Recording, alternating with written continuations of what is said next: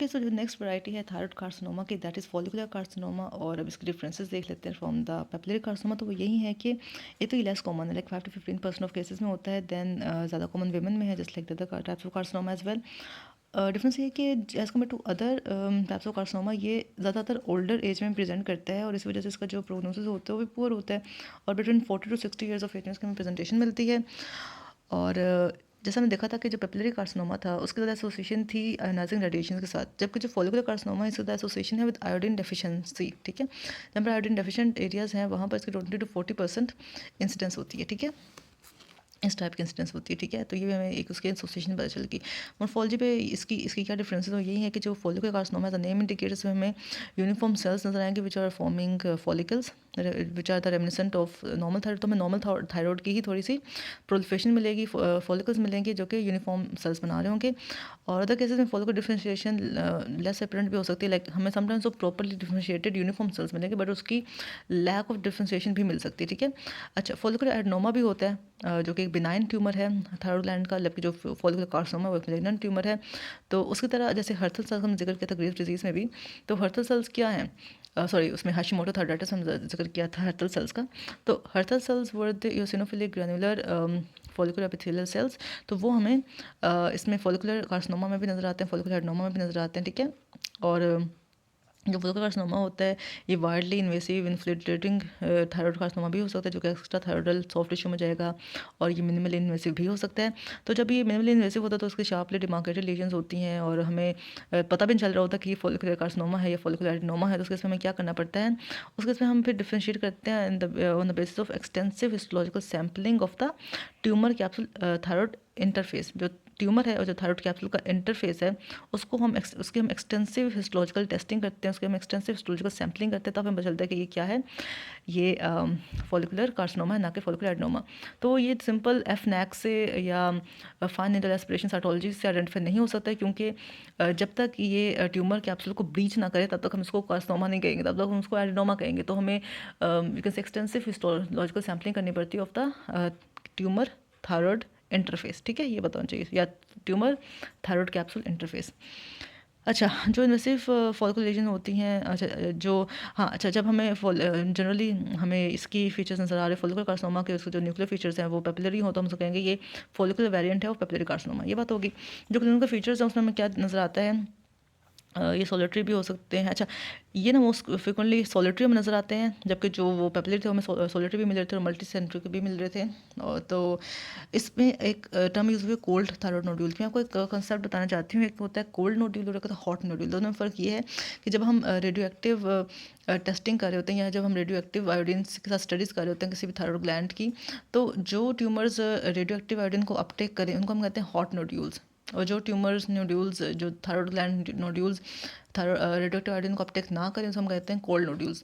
Generally ये concept है कि जो हॉट नोड्यूल्स होते हैं जो अपटेक कर रहे होते हैं इसको आयोडीन को, वो बिनाइन होते हैं, और जो अपटेक नहीं कर रहे जो कोल्ड नोड्यूल्स होते हैं वो न्यूली मिलिग्नेंट होते हैं। तो फॉलिकुलर कार्सिनोमा में कोल्ड थायराइड नोड्यूल्स की फॉर्म में नजर आता है। ठीक है, और ये हाइपर फंक्शनिंग भी हो सकते हैं। और ये जो फॉलिकुलर कार्सिनोमा ये मेटास्टाइज करता है थ्रू ब्लड, जबकि जो पेपिलरी था वो लिम्फेटिक स्प्रेड कर रहा था। ठीक है, और ये ब्लड के थ्रू जाता है लंग्स में, बोन में और लिवर में भी। और इसके अलावा इसका थोड़ा वो है एग्रेसिव सा कोर्स है, तो with in 10 years he patient की डेथ के चांसेस हो जाते हैं। और वेल डिफरेंशिएटेड और बस ये लिखा हुआ कि इसको ट्रीट करने के लिए हम सर्जिकल एक्सcision करना पड़ता है। जो वेल डिफरेंशिएटेड मेटास्टेसिस भी नज़र आता है। अच्छा, हाँ, जो इसका जो मेटास्टेसिस होता है to different side like lung, liver और बोन, वहाँ पे भी ये होता है कि चूँकि ये वेल डिफरेंशिएटेड होता है उन जगहों पर, तो वहाँ जाकर ये रेडियोएक्टिव आयोडीन का अपटेक कर भी सकता है, जिसकी वजह से हम इसको आइडेंटिफाई कर लेंगे कि ये इन जगहों में प्रेजेंट है। तो ये बात होगी किसकी, फॉलिकुलर कार्सिनोमा की। बाकी next is the anaplastic carcinoma, तो उसको भी अभी देख लेते हैं। तो एज अ नेम इंडिकेट्स एनाप्लेजिया है या अनडिफरेंशिएटेड ट्यूमर्स हैं थायराइड फॉलिकुलर एपिथेलियम के, और लेस देन 5% ऑफ केसेस हमें नज़र आते हैं। बाकी ये कि एग्रेसिव ट्यूमर्स है, मोर्टेलिटी रेट 100% है और with in 1 year he death हो जाती है पेशेंट की। लेकिन ये भी कि ये बहुत ओल्डर एडल्ट्स में नज़र आते हैं। जितना ज़्यादा उसका हम ये देखें, जितना ज़्यादा एग्रेसिव कोर्स है किसी भी ट्यूमर को, उतना ही ज़्यादा वो ओल्डर एज में प्रेजेंट कर रहा है। तो हमें अराउंड 65 ईयर्स ऑफ एज नज़र आते हैं। तो 1/4 of patient with anaplastic thyroid cancer have a history of well differentiated thyroid carcinoma. तो हम यही कह रहे हैं कि जो एनाप्लास्टिक कार्सिनोमा उनमें क्या था, पहले उनका वेल डिफरेंशिएटेड था, लाइक फॉलिकुलर था या पेपिलरी था, और बाद में वो क्या हो गया, उसकी यू कैन से ट्रांसफॉर्मेशन हो गई टू एनाप्लास्टिक कार्सिनोमा, या उसका एक मेलिग्नेंट काउंटर पार्ट बन गया, ठीक है। अच्छा, मॉर्फोलॉजी भी यही है कि anaplastic carcinoma manifest as bulky masses, क्योंकि ये बहुत एग्रेसिव ट्यूमर है तो बल्की मैसेज के फॉर्म प्रेजेंट करता है, just like osteosarcoma if you guys remember, और रैपिडली ग्रो करता है beyond the thyroid capsule into adjacent neck structures. Microscopic examination में हमें जो सेल्स मिलेंगे वो हाईली एनाप्लास्टिक मिलेंगे, and they can be large and pleomorphic, और या स्पिंडल शेप भी हो सकते हैं, या मतलब प्लियोमॉर्फिक भी हो सकते हैं, लार्ज भी हो सकते हैं, या स्पिंडल शेप भी हो सकते हैं, मतलब मिक्सचर हो सकता है सबका, ठीक है।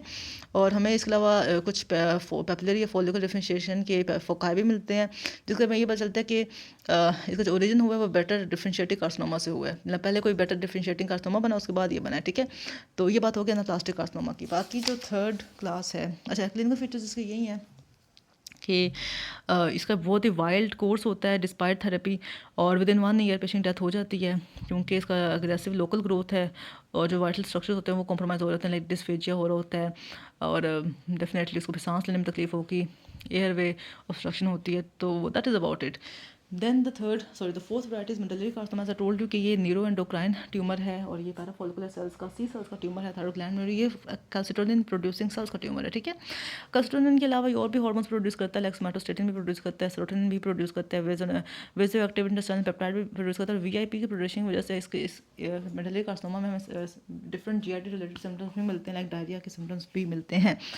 अच्छा, तो बस ये लिखा हुआ यहाँ पे पैराफोलिकुलर सेल्स का ट्यूमर है, और इसकी हमें association as already told you कि MEN2A MEN2B के साथ इसके एसोसिएशन है, जो कि इसके फेमिलियल काउंटर पार्ट्स हैं, जबकि जो नॉन फेमिलियल काउंटर पार्ट्स में हमें रेट जीन में म्यूटेशन मिलती है, जो कि एक टायरोसिन काइनेज रिसेप्टर जीन है, और ये भी ओल्ड एज में ज़्यादा नज़र आता है, 5 to 6 डेकेड्स ऑफ लाइफ में ज़्यादा नज़र आता है, और जबकि जो इसके है ना फेमिलियल केसेस वो ज़्यादा 5 to 6 डेकेड्स में नज़र आते हैं, जबकि जो इसके नहीं, इसमें लिखा हुआ है कि जो फेमिलियल केसेस हैं, अच्छा, जिसमें मैन सिंड्रोम नहीं है ना, बट जो फेमिलियल केसेस हैं, ठीक है, उसमें 5 to 6 डेकेड्स में होता है। जो मैन सिंड्रोम के केसेस हैं उसमें लाइक मैन ये कहना कि जिसमें और भी एंडोक्राइन डिसऑर्डर्स हैं, ठीक है, या और भी एंडोक्राइन न्यूप्लेसिया हैं, उसमें ये फिर यंग पेशेंट्स में होता है, ठीक है, मैन सिंड्रोम में, क्योंकि मैन सिंड्रोम में फिर जल्दी ही प्रेजेंट कर देगा, ठीक है, ये बात होगी।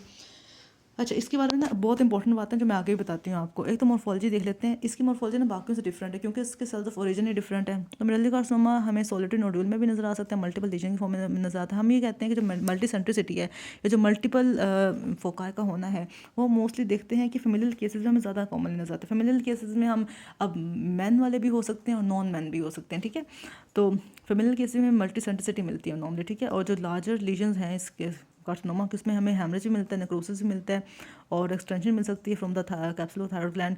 और माइक्रोस्कोपी में हम ये देखते हैं मेडलरी कार्सिनोमा है ना, उसके जो सेल्स होते हैं पॉलीगोनल टू स्पिंडल शेप्ड होते हैं, and they can also form nest and trabeculae and even follicles, ठीक है। तो वो खुद को अरेंज कर लेते हैं in the form of nest, in the form of trabeculae, in the form of follicles, और ये पॉलीगोनल टू स्पिंडल शेप्ड होते हैं। इसके अलावा हमें पता है कि जो मेडलरी कार्सिनोमा है इसके क्या कारण है, कैल्सिटोनिन। अब कैल्सिटोनिन चूँकि एक हार्मोन है, एक प्रोटीन है, तो उसकी ना अमोलॉइड डिपॉजिट्स बन जाते हैं, जो कि हमें इस मेडलरी कार्सिनोमा के स्टोमा में पड़े हुए नजर आते हैं। तो अमोलॉइड की आइडेंटिफिकेशन भी एक इंपॉर्टेंट कैरेक्टरिस्टिक है किसका, मेडलरी कार्सिनोमा का। So they are derived from the altered calcitonin molecules present in the adjacent stroma, and ये डिस्टिंक्टिव फीचर है। Calcitonin is readily demonstrable both within the cytoplasm and the tumor, both within cytoplasm of the tumor cells and in the stromal amyloid, ठीक है। तो हम ये कह रहे हैं कि जो कैल्सिटोनिन है, चूँकि यही इसका एक important you can say identifying feature है। जब हम इम्यूनोहिस्टोकेमिकल स्टडीज़ करते हैं इस ट्यूमर की, तो उसमें हमें एक तो calcitonin with in the tumour cells identify हो जाता है, और साथ ही साथ हमें जो स्ट्रोमल अमाइलॉइड है उसमें भी हमें कैल्सिटोनिन मिलता है, क्योंकि वो उसी से डराइव हुआ है, ठीक है। जो कैरेक्टरिस्टिक है फेमिलियल मेडलरी कार्सिनोमा को, उसमें हम ये देखते हैं कि मल्टी सेंट्रिक सी सेल हाइपरप्लेजिया है, ठीक है, कि जो थायरॉइड ग्लैंड है ना, उसमें डिफरेंट जगह पे हमें सी सेल का हाइपरप्लेजिया मिलेगा, जो कि हमें एक ये हमें हमारे माइंड में ये असम्पशन लाएगा कि शायद ये जो हाइपरप्लेजिया हुआ ये एक प्रीकर्सर लीजन है जहाँ से मेडलरी कार्सिनोमा डराइव हुआ है, ठीक है। तो मल्टी सेंट्रिक सी सेल हाइपरप्लेजिया का होना इसकी फेमिलियल काउंटर पार्ट को, या इसके फेमिलियल स्ट्रेन को आइडेंटिफाई करता है, ठीक है। तो जो स्पेरेटिक लीजन्स उसमें हमें मल्टीसेंट्रिक सी सेल हाइपरप्लेजिया नहीं मिलता, वो हमें मोस्टली इसकी फेमिलियल फॉर्म्स मिल रहा होता है, ठीक है। तो बस ये बात होगी, और ये इसकी प्रिकर्सर लीशंस हो सकती हैं। देखिए क्लिनिकल फीचर्स का यही है कि मोस्ट ऑफन एक mass in the neck present करता है, और जो कि कंप्रेशन डाल रहा होता है, और जिसकी वजह से डिस्फेजिया हो रहा होता है, हॉर्सनेस और साउंड्स हो रही होती हैं, और जिसके इससे जो हार्मोन्स आ रहे हैं लाइक वेजोएक्टिव पेप्टाइड्स आ रहे हैं, उससे डायरिया भी हो सकता है। और मोस्टली यही कि हम स्क्रीनिंग करते हैं पेशेंट्स की, चूँकि ये कैल्सिटोनिन प्रोड्यूसिंग ट्यूमर है, तो स्क्रीनिंग में हमें यही मिलता है कि उनका कैल्सिटोनिन का लेवल बढ़ा होगा। इसके अलावा और क्या मिल सकता है उसके इसके अलावा हमें रेड जीन में म्यूटेशन मिलेगी इन पेशेंट में। तो ये दो इंपॉर्टेंट स्क्रीनिंग टेस्ट है, रेड जीन में म्यूटेशन का होना और कैल्सिटोनिन का लेवल रेज्ड होना, ठीक है। और फिर जिन पेशेंट में लाइक किसी पेशेंट में अगर वेंटिलेटर कार्सिनोमा आइडेंटिफाई हो गया, तो हम उसके रिलेटिव्स में फिर इन कैल्सिटोनिन लेवल चेक करते हैं, आरएटी की म्यूटेशन चेक करते हैं, अगर हमें लगे कि उसमें मसला है तो हम उनकी फिर प्रोफिलेक्टिक थैलेक्टोमी भी कर देते हैं। तो that is all about the ventilatory carcinoma. ये इसके इंपॉर्टेंट पॉइंट्स थे। एक बार इन तीनों कार्सिनोमा को हम रिवाइज कर लेते हैं फ्रॉम पैथोमा। तो बस ये बातें इसमें लिखी हुई हैं कि मोस्ट कॉमन यही है, पेपिलरी कार्सिनोमा नजर रेडिएशन से एसोसिएशन है, ऑर्फन न्यूक्लियाई और पेपिला का होना और इंटरन्यूक्लियर ग्रूव्स का होना इसके, और समोमा बॉडीज़ का होना इसका आइडेंटिफाइंग फीचर्स है। मोस्ट कॉमन इसका लिम्फेटिक स्प्रेड है। जो फॉलिकुलर कार्सिनोमा है, मेलिग्नेंट प्रोलिफरेशन होती है फॉलिकल्स की सराउंड बाय फाइब्रस कैप्सूल, और फॉलिकुलर एडोमस ऐसे डिस्टिंग्विश करते हैं कि जो कैप्सूल है उसकी ब्रीचमेंट हो चुकी होती है, ठीक है। और माइक्रोस्कोपिक एग्जामिन करते हैं, एफनैक इसमें हेल्पफुल नहीं होती है, और इसको हम हेमाटोजेनियसली देखते हैं कि हेमाटोजेनियस स्प्रेड होता है। मेडुलरी कार्सिनोमा एक पैराफोलिकुलर सेल का ट्यूमर है, न्यूरोएंडोक्राइन सेल का ट्यूमर है। चूँकि जो कैल्सिटोनिन की सिक्रेशन इसमें ज़्यादा हो रही होती है, कैल्सिटोनिन का काम यही होता है कि उसने सीरम से कैल्शियम को कम करना होता है, तो रीनल कैल्शियम एक्सक्रीशन ज़्यादा हुई होती है, और हाइपोकैल्सियम भी मिल सकता है। अमलर डिपॉजिट हुए होते हैं with in the grand stroma, और बायोप्सी में ये मिलता है कि मतलब स्ट्रोमा में शीट्स और मलिग्नेंट सेल्स पड़े होते हैं, या ट्रेबेकुले पड़े होते हैं, नेस्ट पड़े होते हैं, और इसकी मेन टू ए और मेन टू बी का एसोसिएशन है, रेड जीन में इसकी म्यूटेशन होती है। बस ये चीज़ें इंपॉर्टेंट हैं। और एनाप्लास्टिक कार्सिनोमा में यही है कि एल्डरली में ज़्यादातर होता है, बहुत इन्वेसिव बहुत एग्रेसिव ट्यूमर है, और इसकी डेथ के चांसेस बहुत ज़्यादा होते हैं, प्रोग्नोसिस बहुत पुअर है। तो that is all about the different carcinoma of the thyroid gland. Thank you so much for watching.